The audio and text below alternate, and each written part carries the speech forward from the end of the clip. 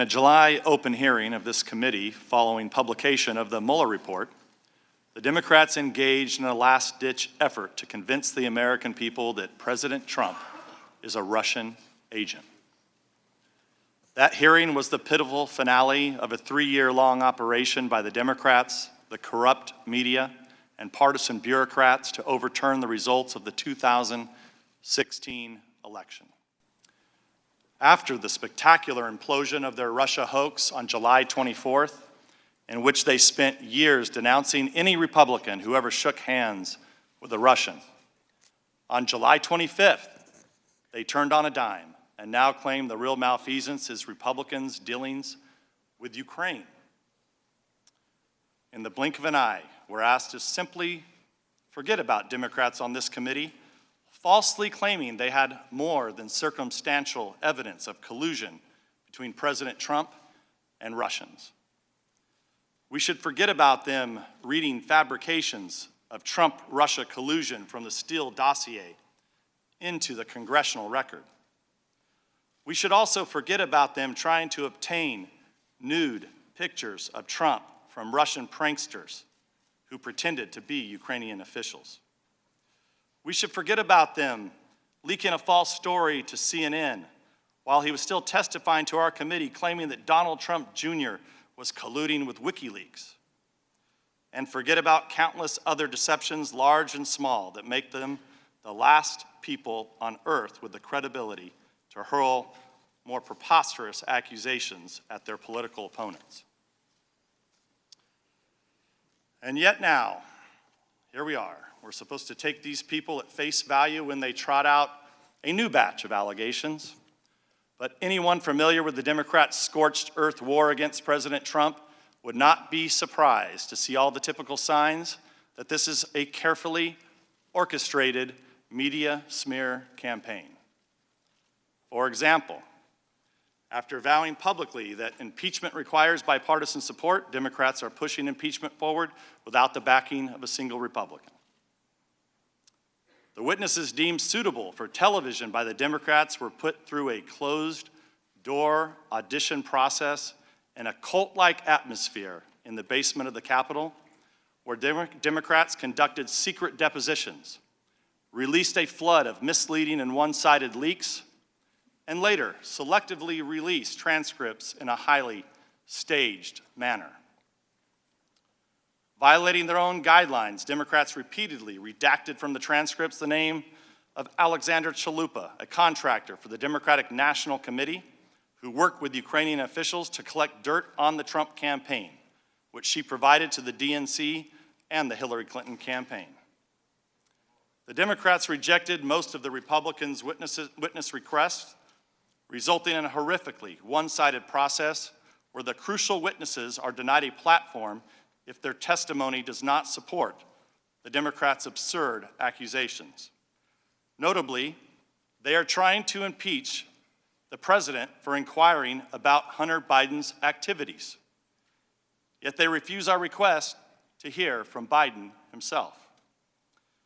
The whistleblower was acknowledged to have a bias against President Trump, and his attorney touted a coup against the president and called for his impeachment just weeks after the election.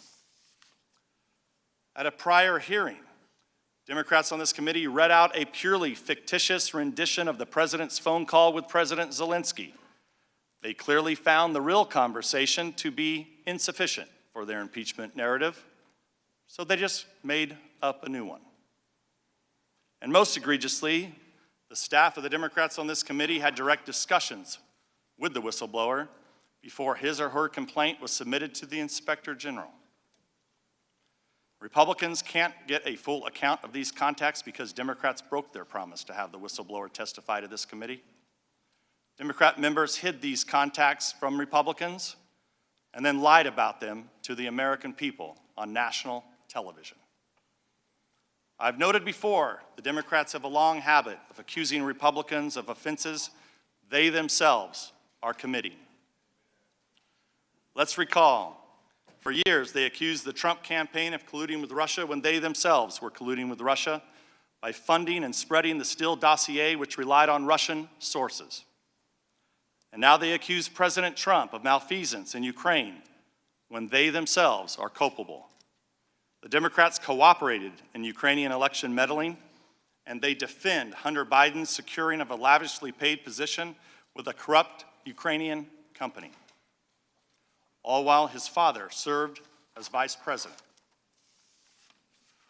Despite this hypocrisy, the Democrats are advancing their impeachment sham.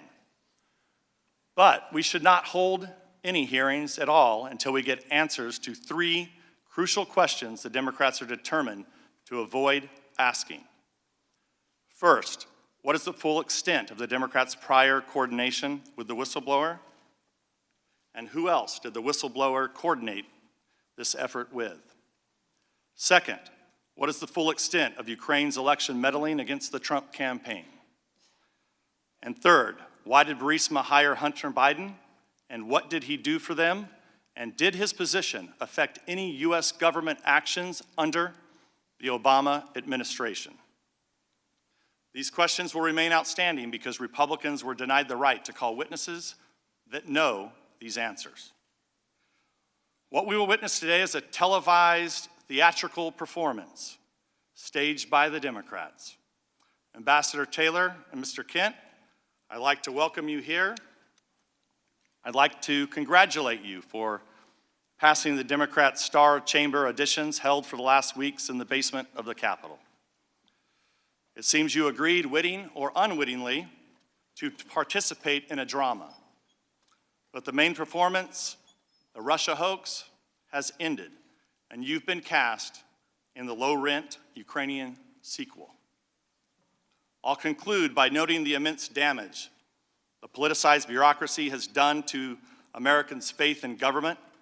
Though executive branch employees are charged with implementing the policies set by our president, who is elected and responsible to the American people, elements of the civil service have decided that they, not the president, are really in charge. Thus, as we'll learn in these hearings, after expressing skepticism of foreign aid and concern about foreign corruption on the campaign trail, President Trump outraged the bureaucracy by acting skeptically about foreign aid and expressing concerns about foreign corruption. Officials' alarm at the president's actions was typically based on second-hand, third-hand, and even fourth-hand rumors and innuendo. They believed it was an outrage for the president to fire an ambassador, even though the president has full authority to retain or remove diplomats for any reason at any time. Officials showed the surprising lack of interest in the indications of Ukrainian election meddling that deeply concerned the president at whose pleasure they serve. Despite all their dissatisfaction with President Trump's Ukraine policy, the president approved the supply of weapons to Ukraine, unlike the previous administration, which provided blankets as defense against invading Russians. By undermining the president, who they are supposed to be serving, the elements of the FBI, the Department of Justice, and now the State Department have lost the confidence of millions of Americans who believe that their vote should count for something. It will take years, if not decades, to restore faith in these institutions. This spectacle is doing great damage to our country. It's nothing more than an impeachment process in search of a crime. That I yield back.